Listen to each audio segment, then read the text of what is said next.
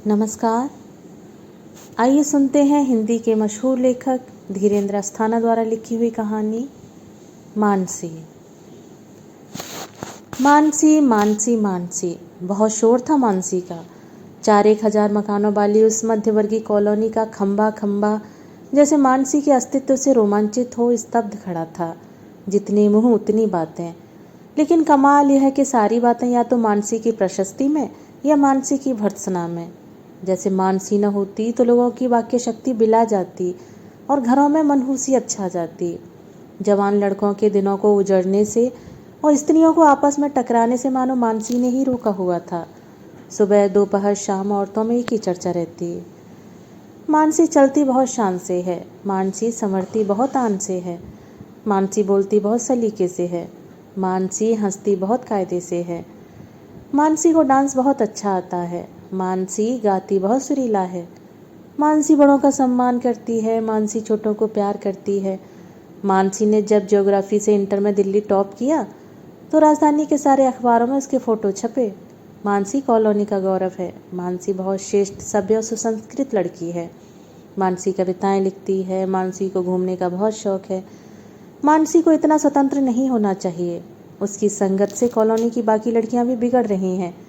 मानसी को छाती पर दुपट्टा डालकर रहना चाहिए। मानसी देर रात तक बाहर क्यों रहती है?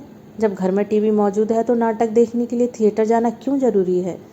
मानसी जीन्स क्यों पहनती है? मानसी को मिरांडा कॉलेज में दाखिला नहीं लेना चाहिए था। जवान लड़के और उनके पिता जिस तरह मानसी को देखकर एक साथ लार टपकाते हैं, वह क्या अच्छी बात है? मानसी के माँ बाप उसे दबाकर क्यों नहीं रखते? मानसी के कारण कई घरों में मियाँ बीवी के बीच तकरार हो चुकी है। मानसी चरित्रहीन है। किसी लड़की का इतना शोर हो और उस तक ना पहुँचे, ऐसा कैसे संभव है? वह जो हर लड़की के भीतर एक नायिका की तलाश करने लगता था, कब तक मानसी से बचा रहता? सुबह सुबह घर से निकलकर रात को 12-1 बजे तक घर से बाहर रहने के बावजूद मानसी का शोर उस तक पहुँच ही गया। और जब शोर पहुँचा तो मन के एकांत कोने में अलसाई पड़ी नायिका उसकी चेतना में किसी आदिम इच्छा की तरह उभर आई। कौन है मानसी? एक रात उसने अपनी पत्नी से पूछ ही लिया। पत्नी उस वक्त मेज पर खाना लगा रही थी। उसका सवाल सुनकर वह न सिर्फ चौंक गई बल्कि सतर्क भी हो गई। पहले वह तन्नाई, फिर मुस्कराई और फिर बेहद संजीदगी से बोली, तुम्हारी बेटी के बराबर है वो? 36 साल के किसी आदमी की 24 साल की बेटी हो ही नहीं सकती, उसने मजाकिया अंदाज में कहा और मुस्करा दिया। अरे बाप रे! पत्नी लगभग चीख ही पड़ी। तुम्हें तो उसकी उम्र तक पता है। प्रत्युत्तर में वह फिर मुस्कराया। मैं तुम्हारी नस नस से वाकिफ़ हूँ, पत्नी ने चिढ़कर कहा। फिर वह चिढ़ाते हुए बोली, वैसे बेफिक्र रहो, तुम्हें घास नहीं डालने वाली वह। तुझे पता है मैं घास नहीं खाता, उसने तत्काल जवाब दिया और पत्नी को पकड़ लिया। और इस तरह मानसी उसके घर में आकर भी पसर गई। उसे पत्रकारिता के एक राष्ट्रीय पुरस्कार से सम्मानित किया गया था। रात टेलीविज़न के समाचारों में इस पुरस्कार की सूचना के साथ उसका चेहरा भी पूरे देश को दिखाया गया था और आज सुबह के सभी प्रमुख अखबारों में उसके चित्र छपे हुए थे। पत्रकारिता में उसके योगदान, उसकी चिंताओं, रुझानों, उपलब्धियों और संघर्षों की भी विस्तार से चर्चा की गई थी। लगभग आत्ममुग्ध स्थिति में बोराया हुआ सा वह अखबारों में डूबा था कि हाथ में अखबार लिए लगभग दौड़ते हुए एक लड़की ने प्रवेश किया और हाँफते हुए बोली, आंटी, अंकल को इतना बड़ा पुरस्कार मिला है। इससे आगे की बात वह पूरी नहीं कर पाई और आहिस्ता से बोली, आंटी कहाँ है? तुम? वह थोड़ा असहज हो गया। मैं मानसी, लड़की ने लजाकर कहा। मानसी? वह विस्मित हो गया। आंटी नहीं है? लड़की रुक रुक कर बोली, मैं बाद में आऊँगी। वैसे आपको बधाई, उसने लगभग इतरा कर कहा। मुझे पता नहीं था कि आप इतने बड़े आदमी हैं। अरे नहीं, वह अभी तक चकित था, लेकिन इससे पहले कि कुछ और कहता, मानसी उसी तरह दौड़ती चली गई जिस तरह आई थी, बिल्कुल एक स्वप्न की तरह। मानसी जा चुकी थी, लेकिन वह अभी तक उसी दिशा में देख रहा था जहाँ से वह अदृश्य हुई थी। तुम सचमुच एक स्वप्न हो, वह बड़बड़ाया। नहीं, तुम स्वप्न नहीं, स्वप्न और यथार्थ के बीचों बीच खड़ी एक फैंटेसी हो, उसने सोचा। सहसा वह उदास हो गया कि मानसी ने उसके लिए अंकल संबोधन का इस्तेमाल किया। उसे दुख हुआ कि मानसी पत्नी के साथ अपने रिश्ते के माध्यम से उसे जानती है। उसे अफसोस हुआ कि मानस नायिका जैसी मानसी से वह अब तक अपरिचित रहा। मानसी, तुम इतनी देर से क्यों आई? उसने सोचा और अपने को बहुत अकेला, हताश और निराश अनुभव किया। पुरस्कार के आह्लाद पर सहसा मानसी का अभाव उसने अपनी चेतना पर तारी होते अनुभव किया और अपनी बेचारगी से तार तार हो गया। उसने तमाम अखबार समेटकर एक तरफ रख दिए और कुर्सी पर आराम की मुद्रा में पसर गया। कितना मजबूर है वह, उसने सोचा कि मानसी से परिचित होने के रास्ते पर सुनीता खड़ी हुई है, उसकी पत्नी, अपने तमाम अधिकारों से लदी फंदी। जब तक सुनीता की आंखें सहमति न दें तब तक वह मानसी से बोलना तो दूर, उसे अपने निकट देख भी तो नहीं सकता। हर समय असंतुष्ट और अधैर्य में डूबा रहने वाला उसका मन एकाएक ठोस कातरता से टकराकर कलपने लगा। अचानक एक बेहद क्रूर और नंगा सवाल किया उसने अपने आप से। मानसी क्यों चाहिए उसे? ऐसा रूपमान या स्वप्न पुरुष नहीं है वह कि संसार की तमाम सुंदर और संवेदनशील स्त्रियां उसकी कामना करने लगें। तो फिर वह क्यों करता है ऐसी कामनाएं जो असंभव हों और जिनके पूरा न होने की स्थिति में वह खामखा ही यंत्रणा में खील खील होने लगे। लेकिन यह सिर्फ प्रश्न था, ऐसा प्रश्न जिसका उत्तर पाकर आदमी खुद को पालतू और घरेलू किस्म की लिजलिजी शख्सियत में तब्दील हुआ महसूस करता है। इसलिए प्रश्न प्रश्न ही रहा, उसकी यंत्रणा को कम नहीं कर पाया। फिर उसे लगा ऐसे व्यर्थ और असुविधाजनक प्रश्नों से उलझने का कोई अर्थ ही नहीं है। मानसियाँ ऐसे प्रश्नों के पार खड़ी रहकर ही धड़का करती हैं। मानसियाँ ना हो तो आदमी ना रच सके और ना ही जी सके। इस कठिन और स्वार्थी संसार को मानसियाँ ही कोमल, निष्कलुष और रागात्मक बनाती आई हैं आज तक। मानसी के बारे में इस तरह सोचना अच्छा लगा उसे, और सहसा उसने पाया कि एक रागिनी की तरह बज रही है मानसी उसके मन में।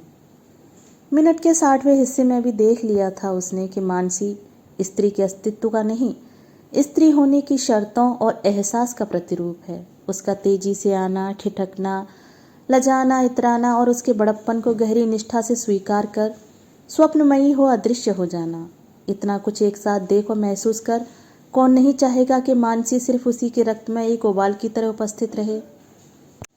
उसने देखा था, उन कुछ ही चमत्कारी से क्षणों में उसने देखा था कि मानसी स्वप्न देखने का सलीका भी जानती है और उन्हें पूरा करने का तरीका भी। वह दबंग भी है और विनम्र भी। वह आज़ाद रह सकती है और आज़ाद रख भी सकती है। वह समर्पण करा भी सकती है और समर्पित होने में भी उसे संकोच या दुविधा नहीं होगी। वह साथ हो तो अधिकारों का द्वंद्व युद्ध नहीं, अधिकारों का सह अस्तित्व रचा जा सकता है। मानसी संहार का नहीं, निर्माण का आमंत्रण है जैसे, और जैसे भी हो यह निर्माण करना ही है उसे। खुद को नष्ट करके भी इस निर्माण को संभव करना है, क्योंकि निर्मिति के लिए आतुर और एकनिष्ठ मानसियाँ सड़कों पर नहीं खड़ी रहती, उन्हें खोजना होता है। वह खुद के पिछले लंबे समय से इस खोज में नहीं लगा रहा है। अनायास ही उसकी आंखें नम हो आईं। उसे लगा मानसी के रूप में उसे बरसों से खोई हुई कोई दुर्लभ चीज़ दिख गई है। उसका रोम रोम कह रहा था कि मानसी फिर आएगी, मानसी आती रहेगी। मानसी का आना और उसके साथ मिलकर एक रचनात्मक स्वप्न को निर्मित करना तो किसी पवित्र ग्रंथ में मंत्रों की तरह बहुत पहले से लिखा जा चुका है। पत्नी चकित थी। वह यह मानने के लिए हरगिज तैयार नहीं थी कि अरविंद सुधर सकता है, लेकिन इस सच्चाई को भी वह कैसे नकार सकती थी कि पिछले काफ़ी समय से अरविंद अपनी हर छुट्टी घर पर बिताने लगा था और शाम को 7-8 बजे तक लौट आने लगा था। शराब पीना उसने नहीं छोड़ा था, लेकिन यह सुख भी कम नहीं था कि पिछले काफ़ी समय से उसकी निजी डायरी में अरविंद से मिली यातना की कोई अभिव्यक्ति दर्ज नहीं हुई थी। उसे मालूम था कि अरविंद के जीवन में आया यह परिवर्तन मानसी के कारण है, लेकिन मानसी को लेकर उसे कोई खतरा नहीं था। वह अरविंद को अंकल और उसे आंटी कहती थी और वैसा ही आदर भरा बर्ताव करती थी। फिर मानसी अरविंद की उपस्थिति में कभी घर नहीं आती थी, इसलिए वह उसे मानसी की तरफ से ज़्यादा चिंता नहीं थी। अरविंद के रसिक स्वभाव की जानकारी थी सुनीता को, लेकिन वह यह भी जानती थी कि अरविंद के लिए उसकी प्रतिष्ठा और गरिमा इतनी बड़ी लक्ष्मण रेखा है जिसे लांघ कर वह कोई काम नहीं कर सकता, और इस कॉलोनी में तो कतई नहीं। इसलिए इस तरफ से वह एकदम निश्चिंत थी कि मानसी की उपस्थिति उसके दाम्पत्य संबंधों में किसी अनिष्ट की तरह प्रवेश ले लेगी। लेकिन उस इतनी जहीन सपनों में डूबी रहने वाली लड़की का अरविंद मोह उसे खुद मानसी के लिए हितकारी नहीं लगता था। अरविंद की अनुपस्थिति में मानसी उसके पेन, उसकी किताबों और किसी न किसी बहाने उसके कपड़ों को जिस अंदाज में छूती, स्पर्श करती थी, उससे डर भी लगता था सुनीता को। सुनीता के जरिए अरविंद की कितनी ही रुचियों, आदतों को गहराई से जान गई थी मानसी।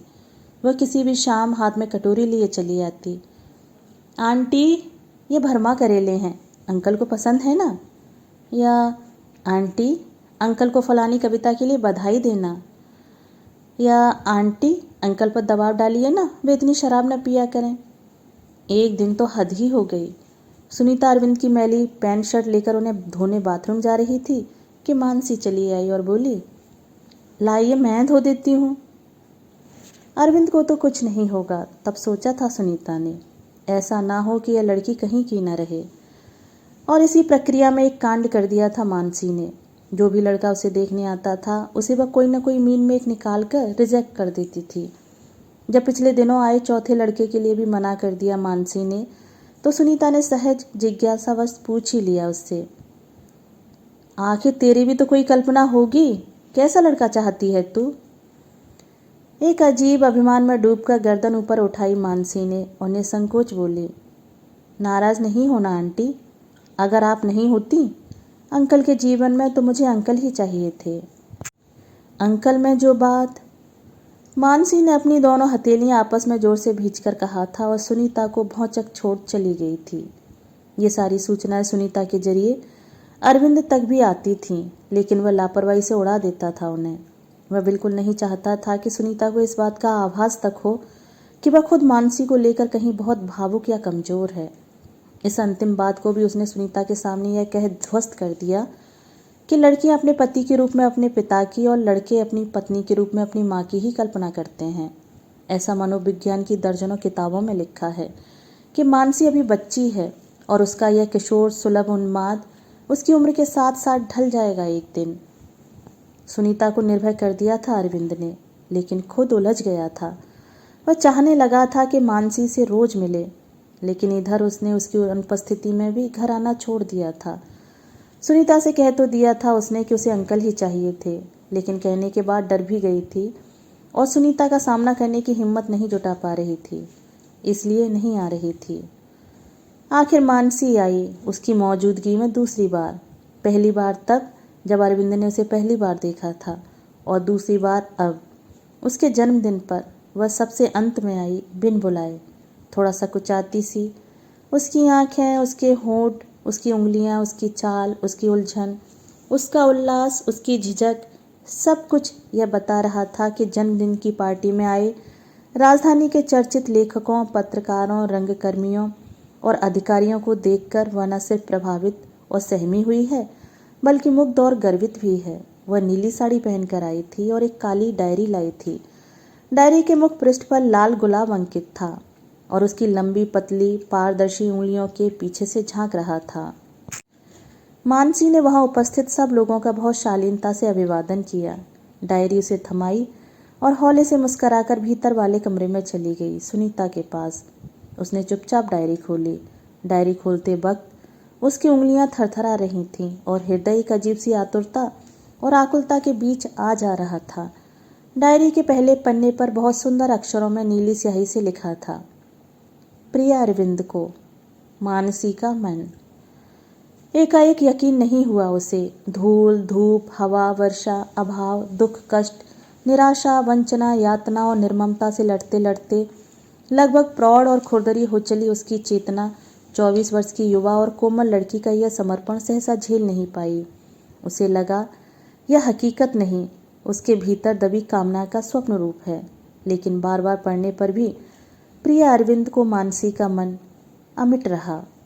मानसी की आंटी और उसकी पत्नी सुनीता के आतंक या नाराजगी से अप्रभावित, अपने में स्वायत्त और नेह की ऊष्मा से मंद मंद दहकता, उसने डायरी बंद कर तत्काल अपनी मेज की ड्रॉयर में कागजों के नीचे दबा दी। मानसी द्वारा लिखे शब्दों को सुनीता तक पहुंच जाने का अर्थ था इस घर में मानसी का संपूर्ण बहिष्कार। मानसी की हिम्मत देख वह एकाएक अपनी नज़रों में छोटा भी हो आया। एक असहाय कायरता का डंक अपने सीने में गड़ा महसूस करते हुए भी, लेकिन एक पल को उसे लगा कि मानसी के सहारे वह किसी भी विघ्न को शिकस्त दे सकता है। 32 बरस के शंकालु, दुविधाग्रस्त और डरे हुए अरविंद की मुक्ति अगर कहीं है तो केवल 24 वर्ष की मानसी के स्वप्न संसार में ही। यह मानसी ही है जो उसके अनकहे दुख को अपने पवित्र और समर्पित ममत्व से एक ऐसी अभिव्यक्ति देगी कि शब्दों के कारीगर तक चौंक उठे।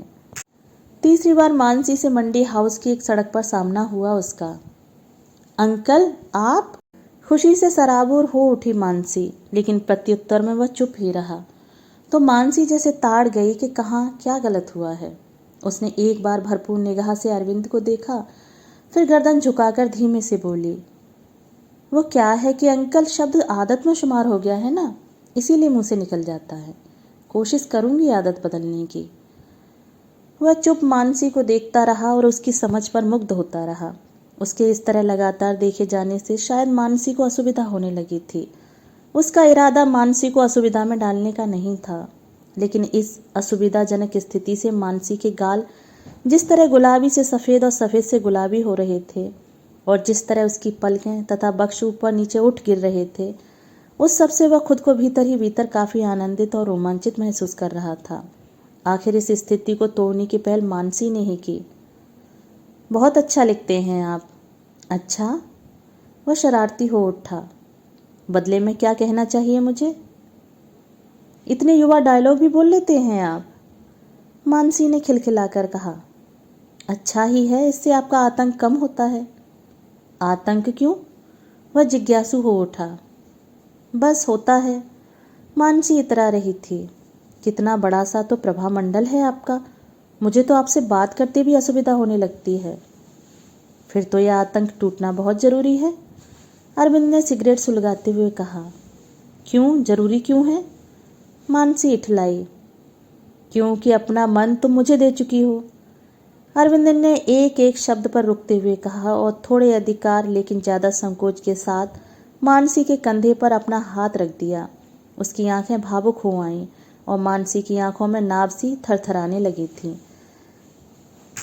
जैसे भूडोल आया हो और सब कुछ अपनी जगह से इधर उधर हो गया हो।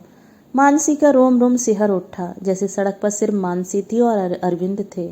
नहीं, अरविंद था। बाकी सब भूडोल की भेंट चढ़ गया था। जैसे मानसी को सृष्टि पैदा करनी थी अरविंद के साथ मिलकर। उसने गहरी तड़प के साथ अरविंद की आंखों में देखा, अपनी एड़ियों को पंजे के बल थोड़ा ऊपर उठाया, किसी ऐन्द्रजालिक सम्मोहन की पुकार की तरह अरविंद के माथे पर अपने होठ छुआए और इडियट कहकर दौड़ लगा गई। अरविंद की दुनिया में जैसे हाहाकार मच गया। अपने प्रेम का इतना निर्भय दान देकर मानसी ने अरविंद की पीड़ा को और गहरा कर दिया था। मानो वह एक गहरे अफसोस से घिर गया। उसे लगा अगर वह भी 20-22 वर्ष का बेफिक्र और खिलंदड़ा युवक होता तो इस दौड़ती हुई मानसी को भाग कर पकड़ लेता और उसे उसके प्रेम का प्रतिदान दे देता। लेकिन वह 36 वर्ष का एक ऐसा आदमी है जिसे ढेर सारे लोग संजीदा और गंभीर मानते हैं। बहुत संभव है कि उसे जानने वाले कई लोग उसे मानसी से बात करते और मानसी को उसका चुम्बन लेते हुए भी देख चुके हों और अपने अपने संस्मरणों में चटपटा इजाफा भी कर चुके हों। नहीं, इडियट कहकर लगातार आंखों से दूर जाती मानसी का पीछा वह नहीं कर सकता। मानसी जा चुकी थी, वह इसी तरह जाती थी। यह तीसरी मुलाकात थी। तीनों बार वह अचानक आई थी और सहसा चली गई थी, अगली मुलाकात का कार्यक्रम तय किए बगैर। चौथी बार मानसी उसके दफ्तर ही चली आई। वह सिर झुकाए एक लेख लिख रहा था कि कानों में एक झनझनाता और परिचित स्वर पड़ा। मैं आपको आपके दफ्तर में काम करते देखना चाहती थी, इसलिए चली आई। उसने चौंककर सिर उठाया और एक पल के लिए उसकी आंखें चौंधी आ गईं। पीली साड़ी, पीला ब्लाउज, काला पर्स, गर्वीला विनम्र चेहरा, प्रश्नाकुल आंखें और अधकुले होठ। मानसी उसके दफ्तर में थी, एन उसके सामने। थोड़ा सा झुककर खड़ी हुई। मानसी को देख सहसा उसके जेहन में इडियट शब्द उतर आया और उसका हाथ अनायास अपने माथे पर पहुंच गया, जहां मानसी के होठों का स्पर्श अभी भी दहक और महक रहा था। वह उससे बैठने को कहता या उसके इस अचानक आगमन के स्वागत में उठकर खड़ा होता, इससे पहले ही मानसी ने पूछा, मैं जल हूं या रेत? मतलब? वह अचकचा गया। जवाब में मानसी ने उसकी मेज पर रखे शीशी के नीचे लिखी एक कवि की पंक्तियों पर अपनी उंगली टिका दी। मुझे क्षमा किया जाए और जल को जल तथा रेत को रेत कहने दिया जाए। नदी, वह कहना चाहता था, तुम नदी हो, लेकिन तब तक मानसी फिर मिलेंगे कहकर ऊंची एड़ी की सैंडलों से फर्श पर खटखट करते हुए दफ्तर से बाहर निकल चुकी थी, उसे हमेशा की तरह चकित और व्यथित छोड़कर। तब मंडी हाउस की सड़क थी, वह दौड़ नहीं सकता था। अब दफ्तर था और वह मानसी को पीछे से पुकार भी नहीं सकता था, और इसीलिए इस बार वह झुंझला गया। मानसी के जिस व्यवहार ने पहले पहल उसे मुग्ध कर दिया था, उसकी चौथी बार पुनरावृत्ति होते देख उसके भीतर कहीं हल्की सी कुंठा और तकलीफ ने जन्म लिया। आखिर क्या जताना चाहती है मानसी? क्यों करती है वह ऐसा? ज़्यादा वक्त नहीं गुजरा, 2 ही दिन बाद वह फिर दफ्तर में थी। इस बार शाम के समय नीली ड्रेस में आई थी। मैं कल भी आई थी, मानसी ने आते ही कहा। अच्छा, किसी ने बताया नहीं? उसने शांत स्वर में कहा, मानो मानसी के आने पर कोई विशेष सुख न हुआ हो उसे। मैंने पूछताछ नहीं की, देखा आपकी मेज की दराजें बंद थीं और बैग भी नहीं है, सो चुप लौट आई। मानसी ने इस अंतरंगता से कहा जैसे वह उसकी आदत और रहन सहन और स्वभाव से वर्षों से परिचित हो। उठेंगे नहीं? उसने अधिकार भरे स्वर में कहा, फिर उसका स्वर अनुरोध में बदल गया। आज मैं आपका थोड़ा सा वक्त लेना चाहती हूँ। कोई विशेष बात? उसने शांत और संयमित आवाज में पूछा। हालांकि मानसी का अनुरोध सुन खुशी का एक बवंडर सा उसके भीतर उठा था और तेज तेज मडराने लगा था। मंडी हाउस? उसने संजीदा स्वर में पूछा। आपकी पसंद, मानसी ने जवाब दिया। चौंकाने में मानसी को लगता है मजा आता था। अरविंद एक सुखद आश्चर्य से घिर गया। मानसी को कैसे पता चला कि उसे आपकी पसंद में बैठकर अच्छा लगता है? आपकी पसंद में बैठकर रेस्तरां में बैठे रहने की सार्वजनिकता के साथ ही निजता का सुख भी मिलता था। एक गहरी कृतज्ञता के से भाव से उसने मानसी की आंखों में देखा, उठकर खड़ा हुआ, दराज बंद की, बैग उठाया और मानसी के साथ दफ्तर की सीढ़ियां उतरने लगा। नीचे उतरकर उसने स्कूटर रोका और मानसी को बैठने का निमंत्रण दिया। मानसी की चेतना जैसे लुप्त हो चुकी थी और वह अरविंद के निर्देश पर ही जी रही थी। इस समय चेतना के इस लोप ने उसके चेहरे को प्रार्थना के मासूम क्षणों की तरह पवित्र और निर्दोष स्थिति में ढाल दिया था। वह चुप स्कूटर पर बैठ गई। मानसी के बैठने के बाद वह खुद भी बैठ गया और बोला, दरियागंज। हवा के अनबरत झोंके से मानसी के दुपट्टे का पल्ला उसके चेहरे से टकरा रहा था, लेकिन मानसी इस तरफ से शायद एकदम बेखबर थी। उसने भी ऐसा होते रहने दिया। यह एक दूसरे को महसूस करने के सर्वाधिक तल्लीन और निष्ठावान क्षण थे शायद। आप रोज शराब क्यों पीते हैं? सड़क की तरफ देखती अपने में गुम मानसी ने अचानक मुंह घुमाकर पूछा। यह अप्रत्याशित था। वह इस समय मंडी हाउस की सड़क पर खड़ा था और मानसी उसके माथे को इस तरह चूम रही थी मानो निर्भय होने का वरदान दे रही हो। इसीलिए मानसी के इस सवाल को सुन वह अचानक ऐसे व्यक्ति की तरह हो आया जो अभी अभी बीच नींद में अपना बद होते देख घबराकर जागा हो। बड़े अचरज से उसने मानसी को देखा और गहरे दुख से भरकर पूछ बैठा, सुनीता ने बताया? नहीं, लेकिन मैं जानती हूँ। परसों रात 12 बजे जब आप नशे में अपने घर के बाहर की सीढ़ियों से फिसलकर खंबे से टकराए, मेरा मन किया दौड़कर आपको संभाल लूं, पर ऐसा संभव नहीं था ना। मानसी की आंखों में हताशा उतर आई थी। उसका हाथ अपने माथे पर चला गया, पर मानसी तब कहाँ थी? उसने सोचा और हैरानी से मानसी को देखा। जब तक आप घर नहीं आ जाते मैं अपनी खिड़की से आपको देखा करती हूँ। मानसी ने रहस्योद्घाटन किया। तुम्हारा घर कहाँ है? उसे ताज्जुब हुआ कि वह यह भी नहीं जानता कि मानसी का घर कहाँ है। आपके घर से 3 घर पहले। आप रोज रात मेरे कमरे की खिड़की के सामने से ही गुजरते हैं, मानसी ने बताया। 3 घर पहले? उसने कुछ याद करना चाहा, लेकिन तभी मानसी बोल पड़ी, नीचे वाला घर नहीं, ऊपर वाला घर। आप मुझे नहीं देख सकते। पर मेरे लौटने तक तुम क्यों जागती रहती हो? उसने सीधा सवाल किया। वह अपने प्रति मानसी के लगाव के रेशे रेशे को जान लेना चाहता था। मैं बहुत डरी रहती हूँ। मुझे लगता है कि आपके साथ कोई मिस हैपनिंग ना हो जाए।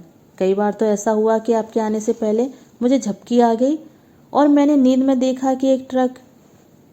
सुनो मानसी, उसने मानसी का हाथ पकड़ लिया। मुझे कमज़ोर मत करो। मानसी की निष्ठा ने उसके आकांक्षी मन को कहीं भीतर जाकर छू लिया था। पर आप रोज क्यों पीते हैं? क्योंकि सोने की ज़रूरत रोज़ पड़ती है। वह संक्षिप्त होकर दुर्बोध हो गया। इतने नाजुक सवाल का जवाब देने का यह सही मौका नहीं था। दरियागंज आ गया था। उसने स्कूटर को रुकने का संकेत दिया और मीटर देखने लगा। पैसे मैं दूंगी। मानसी पर्स खोलने लगी। नहीं, उसने थोड़ा जोर से कहा और स्कूटर का बिल चुका दिया। कुछ ही समय बाद वे आपकी पसंद के सुखकारी माहौल में थे। आपकी पसंद में कई नामों की चाय थी। मानसी ने हम दोनों का आदेश दिया। आपकी मेज पर इब्सन की एक पंक्ति लिखी हुई है, मानसी ने कहा। सबसे शक्तिशाली व्यक्ति वह है जो नितांत अकेला है। क्या यह सही है? तुम्हें क्या लगता है? उसने प्रतिप्रश्न किया। मुझे लगता है यह गलत है। मैं तो खुद को बहुत कमज़ोर अनुभव करती हूँ। मानसी का स्वर उखड़ा, हताश और टूटा हुआ था। हो सकता है आपके संदर्भ में यह सही हो। फिर आप अकेले कहाँ हैं? मैं भी अकेला ही हूँ मानसी। अरविंद का स्वर भावुकता से भर उठा। और कमज़ोर भी बहुत हूँ। क्यों होता है ऐसा? मानसी ने पूछा। इतने सारे लोगों के होते हुए भी आदमी अकेला क्यों रह जाता है? क्योंकि अकेलापन भौतिक नहीं, मानसिक स्थिति है। वह गंभीर हो गया। जब तक मन का साझीदार न मिले तब तक अकेलेपन से मुक्ति संभव नहीं है। तो फिर? मानसी ने उसकी हथेलियां थाम लीं और तुरंत ही छोड़ भी दीं। क्या यह अपराध है? पूछा मानसी ने। अपराध? इस बार अरविंद ने मानसी की लगभग पसीजी हथेलियों को बहुत कोमलता से थाम लिया और उन पर अपनी हथेलियां फिराता हुआ बोला, अपराध सिर्फ अपनी इच्छा के विरुद्ध जीना है मानसी। पर हम क्या करते हैं? घर से लेकर दफ्तर और निजी से लेकर परिवार के स्तर तक लगातार वह जीते हैं जिससे बहुत भीतर तक घृणा करते हैं। अरविंद एक ऐसी तकलीफ के बीच खड़ा तड़प रहा था जिसने मानसी को बहुत दूर तक व्यथित कर दिया। उसने चाहा कि इस निर्दोष और गरिमामय बच्चे को अपने सीने में छुपा ले। अपने से 12 साल बड़ा अरविंद अपनी टूटन में उसके सामने एक ऐसे अबोध बच्चे में बदल गया था जिसे चारों तरफ से ढेर सारी विपत्तियों ने घेरा हुआ था। अपना जीवन देकर भी इस बार अरविंद को बचाना चाहती थी मानसी, पर कैसे? सहसा मानसी को झटका सा लगा। उसकी हथेलियों पर अरविंद की पकड़ क्रमशः कठोर पड़ने लगी थी और अधिक डूबने से बड़ी मुश्किल से रोका मानसी ने खुद को। यह सार्वजनिक स्थान था और अरविंद की पहचान का कोई भी व्यक्ति यहाँ किसी भी समय प्रवेश ले सकता था। उसका क्या है? कौन जानता है उसे? पर अरविंद? उफ! मानसी का सीना दर्द कर उठा। कितना मजबूर है यह शख्स, कैसे कैसे बंधनों में जकड़ा हुआ। यश आदमी को इस कदर गुलाम भी बनाता है। यह अनुभव मानसी को पहली बार हो रहा था।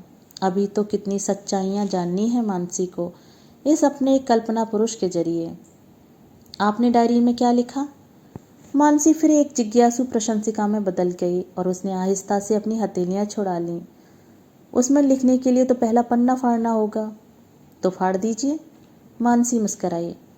शब्दों को नष्ट करना इतना सरल नहीं होता मानसी। चलें। मानसी ने विषय बदल दिया। इतनी देर हो चुकी थी कि घर में चिंता और क्रोध टहलने लगते। चलो। अरविंद उठ खड़ा हुआ। उसे अच्छा लगा। पहली बार मानसी चलने के लिए पूछ रही थी, उठकर चली नहीं गई थी। 2 महत्वाकांक्षाओं, स्वप्नों, दुश्चिंताओं, आशंकाओं, बेचैनी, प्रश्नों, संवेदनाओं, चाहतों, दुस्साहस और छोटे छोटे डरों से मिलकर बना था मानसी का व्यक्तित्व। प्रश्न चाहे खोजी पत्रकारिता की सीमा और संभावना से जुड़ा हो, चाहे विवाहितर संबंधों की नैतिकता और तकाजे से। मानसी सबके बारे में सब कुछ जानने को हरदम व्यग्र रहती थी। उससे बात करने में सुख मिलता था, लेकिन कई बातें इतना अधिक विस्तार पा लेती थीं कि एक ऊब और उलझन सी होने लगती थी और अरविंद का मन बीच बहस में उचट जाता था। एक दिक्कत और थी मानसी के साथ। इस दिक्कत का एहसास अरविंद को मानसी के साथ अपने 6 महीने के परिचय में बहुत गहराई से हो गया था। दिक्कत यह थी कि बात चाहे किसी भी विषय पर चल रही हो और मानसी ने बातचीत का चाहे कोई भी सिरा थाम रखा हो, लेकिन अंततः होता यह था कि केंद्र में मानसी आ जाती थी और विषय उससे शुरू होकर उसी पर शेष होने लगता था।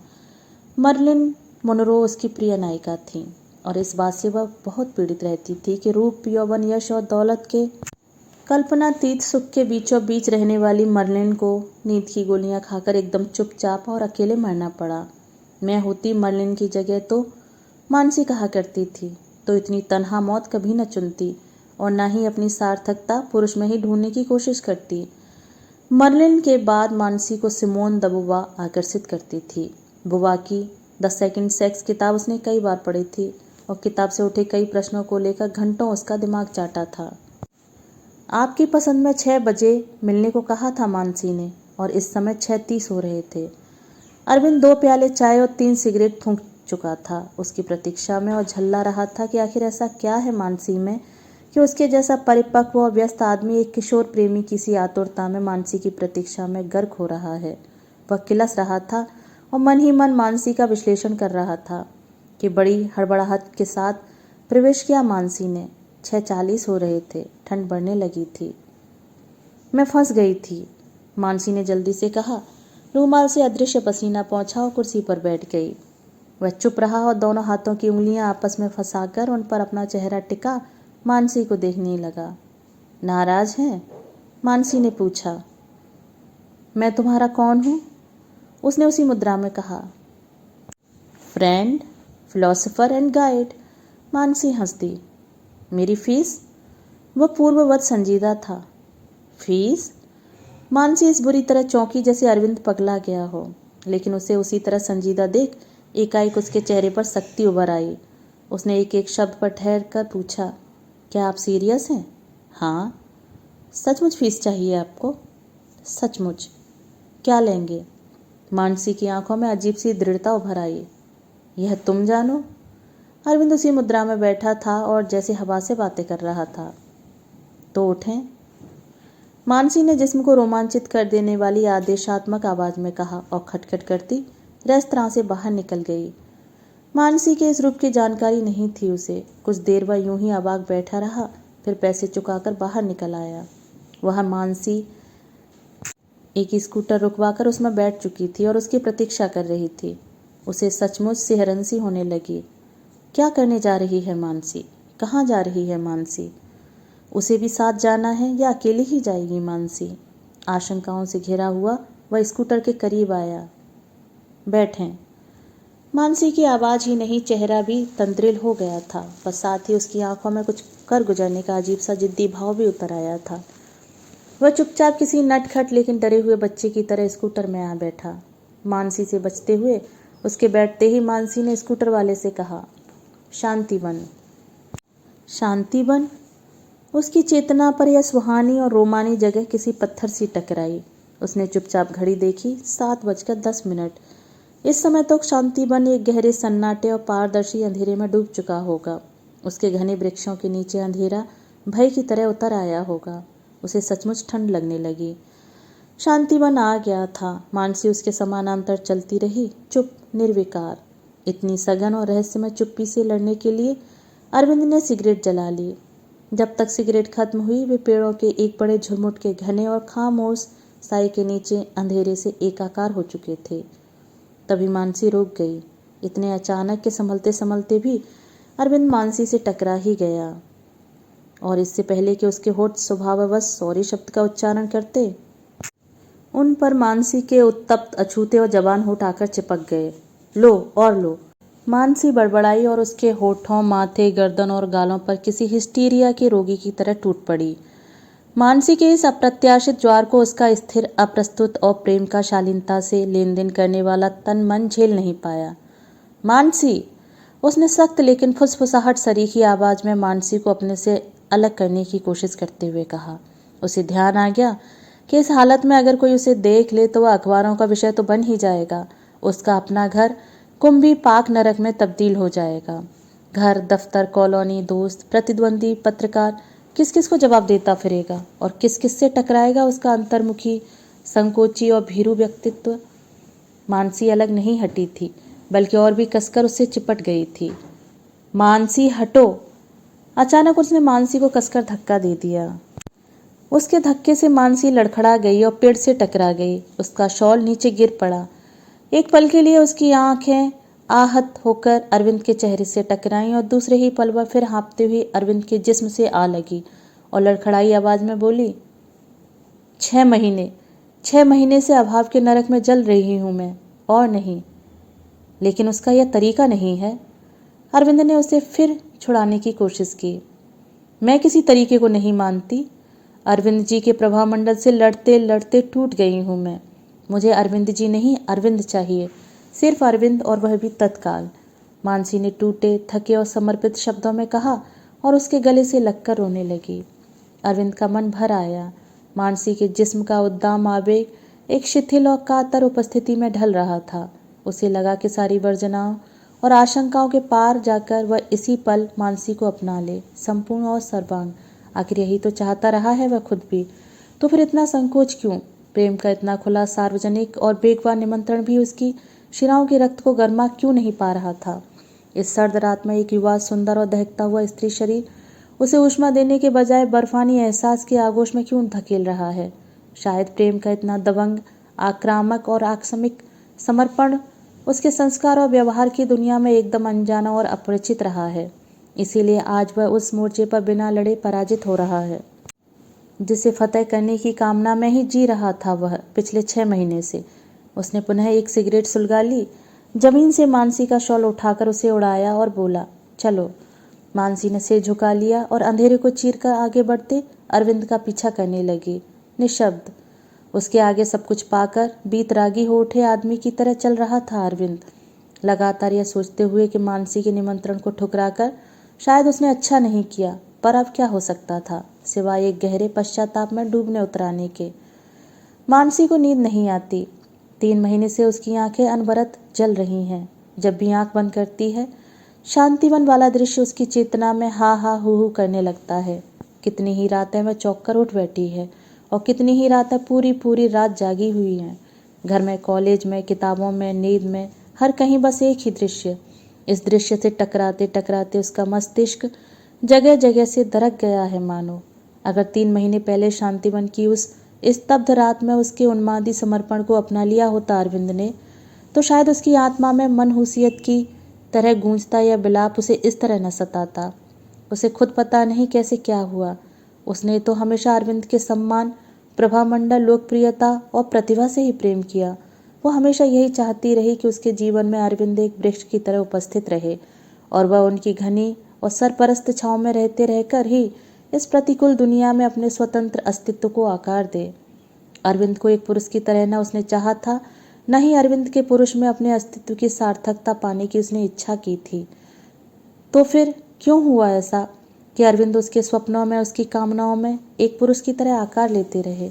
अरविंद की आदतों, अरविंद के स्वभाव, अरविंद की चाहतों, अरविंद के शब्दों, अरविंद के अकेलेपन और अपने प्रति अरविंद के झुकाव को जानने, समझने और गहराई से महसूस करने की तीव्रता ने ही क्या उसे इस परिणति तक पहुंचाया कि 36 वर्ष के शादीशुदा और समाज के प्रतिष्ठित लगभग प्रौढ़ अरविंद उसकी दुनिया में जिस्मानी और रूहानी स्तर पर एक कल्पना पुरुष के रूप में मूर्त हो उठे।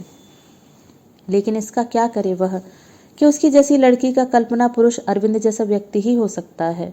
कॉलोनी में उसकी स्वतंत्रता को चाहे जितने भी छिछले और अश्लील स्तर पर लिया जाता हो, उसके ख्यालों और आचरण से खफा होकर पिता भले ही एक अजनबी में बदल गए हों, लेकिन उसका अंतर्मन जानता है कि वह कितना निष्पाप और बेदाग जीवन बिताती आई है।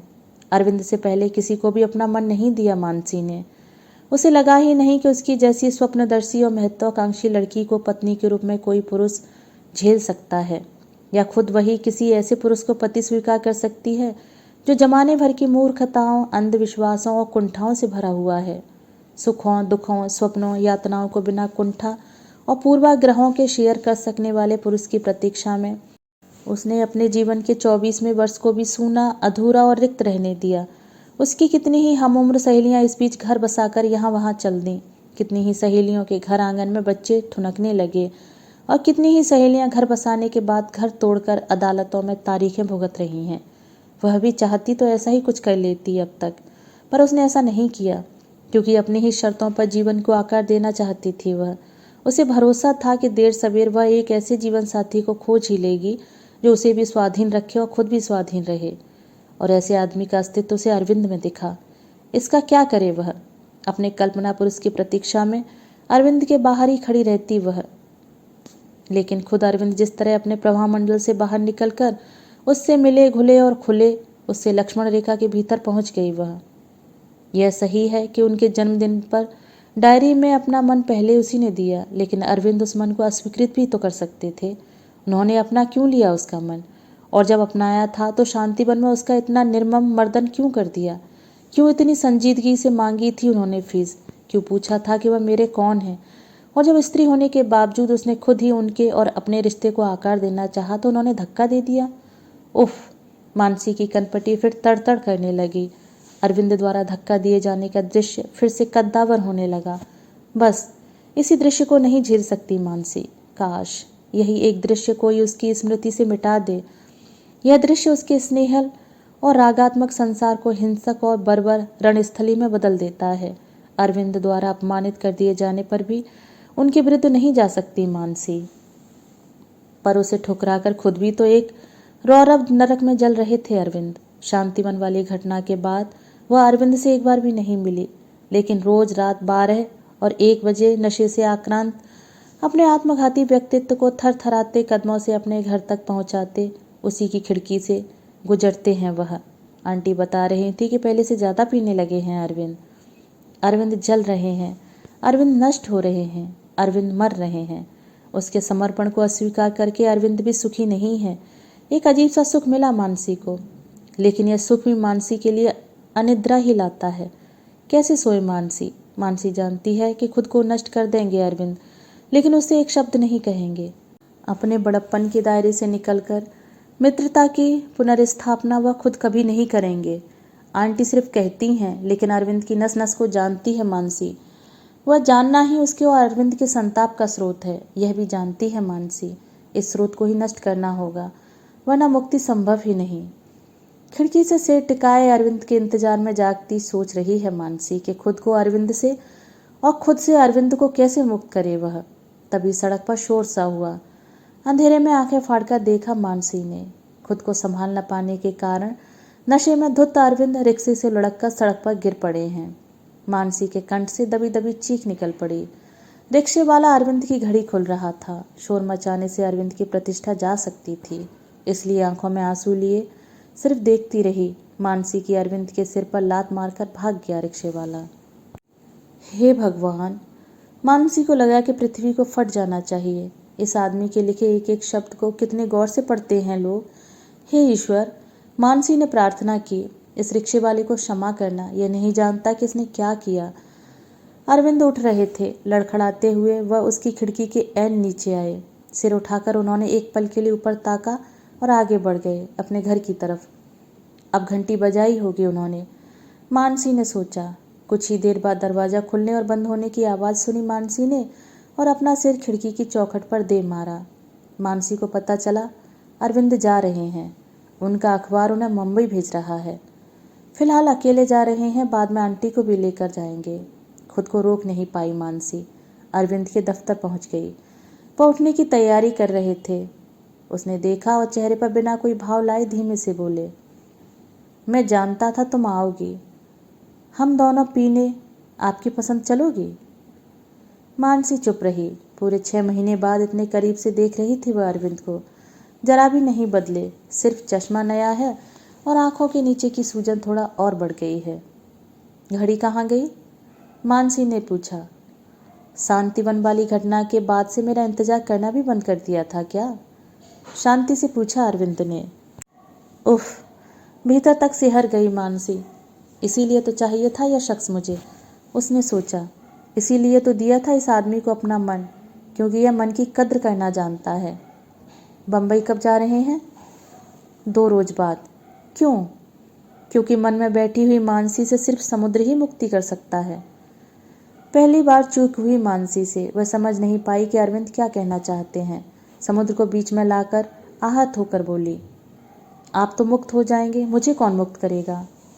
मानसी का मन, कहा अरविंद ने, पर वह तो आपके पास है, इसीलिए मैंने आज तक उस पर कुछ नहीं लिखा। अरविंद ने अपनी मेज की दराज खोलते हुए कहा, मुझे मालूम था कि एक रोज तुम्हारा मन तुम्हें लौटाना होगा। अरविंद ने मानसी द्वारा दी हुई डायरी निकाली और कहा, इसे रख लो, घर से उठाकर यहाँ ले आया था कि आओगी तो लौटा दूंगा। देखो एकदम कोरी है। कितना निर्लज्ज झूठ बोलते हैं आप। मानसी का स्वर एक साथ उद्धत और आहत हो गया। इसके पन्ने पन्ने पर मानसी का मर्सिया लिखने के बावजूद कहते हैं कि यह कोरी है। मानसी, अरविंद का स्वर डूब गया। हम दोनों, मानसी ने धीरे से कहा और रूमाल से अपनी आंखें पोंछ लीं। अरविंद ने अपना बैग उठा लिया। मानसी भी उठ खड़ी हुई। आपकी पसंद में हम दोनों पीने को चलो। चाय खत्म करके मानसी ने ही कहा, कितने दिन गुजर गए यहाँ की चाय पिए? सिर्फ तुम्हें, अरविंद ने जवाब दिया। मैं 6 महीने से यहाँ रोज आ रहा हूँ। एक चाय अपने हिस्से की पीता हूँ, एक तुम्हारे हिस्से की। क्यों? मानसी के भीतर एक स्त्री रोने लगी। क्यों करते रहे अरविंद ऐसा? उसने सोचा, 36 बरस का यह संगदिल सा दिखने वाला पुरुष इतना भावुक क्यों है? मानसी, अरविंद ने सिगरेट जलाते हुए कहा, पिछले 6 महीने में मैंने बार बार सोचा है और हर बार पाया है कि मैं तुमसे प्यार करता हूँ। ऐसा प्यार जो मन और तन दोनों पर अधिकार चाहता है। मैं चाहता तो 6 महीने पहले तुम्हें ले सकता था, पर मैंने खुद को रोक दिया। जानती हो क्यों? क्योंकि मैं नहीं चाहता था कि मानसी जैसी लड़की समाज में दूसरे की औरत या रखेल कहलाए। यह सच है मानसी। अरविंद ने सिगरेट का लंबा कश लिया कि मैं तुम्हें अपनी बीवी नहीं बना सकता। सुनीता जैसी सहनशील और मेरे भीतर के नरक को निर्विरोध स्वीकार कर लेने वाली औरत तुम शायद कभी नहीं बन पाती। चलें?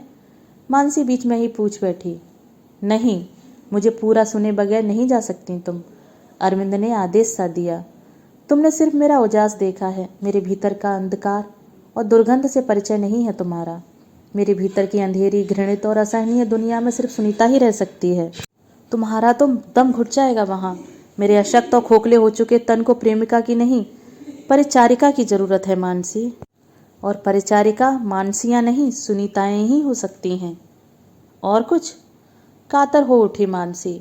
अरविंद सच कह रहे थे। अरविंद के भीतर बसे सामंत को उसके भीतर बैठी स्वाधीन स्त्री शायद स्वीकार नहीं कर पाती। जब स्थितियां इतनी साफ हैं तो मन जुड़ता क्यों है अरविंद से? अपनी इच्छा से जा रहा हूं मैं, अरविंद ने कहा। यहाँ रहूंगा तो तुमसे दूर नहीं रह पाऊंगा। सिर्फ एक इच्छा पूरी करेंगे मेरी? मानसी ने पूछा। नहीं कर पाऊंगा मानसी, अरविंद ने हताशा भरे स्वर में कहा। बिना शराब पिए मैं सचमुच नहीं सो पाता। तुम होती जीवन में तो शायद कोशिश भी करता। मानसी का मन हुआ कि लपक कर रोक ले अरविंद को और कह दे कि उसे दूसरी औरत बनना मंजूर है, अपने सारे स्वप्नों और स्वाधीनता की तिलांजलि दे सकती है। मानसी, अगर अरविंद आधा ही उसका हो जाए। पर ऐसा कह नहीं सकी मानसी, ना उस रोज, ना उसके अगले रोज, और ना ही उस वक्त जब आंटी के साथ स्टेशन चली आई थी वह अरविंद को विदा करने। गाड़ी चली गई और अरविंद का हिलता हुआ हाथ देखना बंद हो गया तो आंटी की गोद में सिर छुपाकर किसी छोटी सी बच्ची की तरह फूट फूट कर रो पड़ी मानसी। दोस्तों, अभी आप सुन रहे थे धीरेन्द्र अस्थाना द्वारा लिखी हुई कहानी मानसी। मिलते हैं एक और नई कहानी के साथ। धन्यवाद।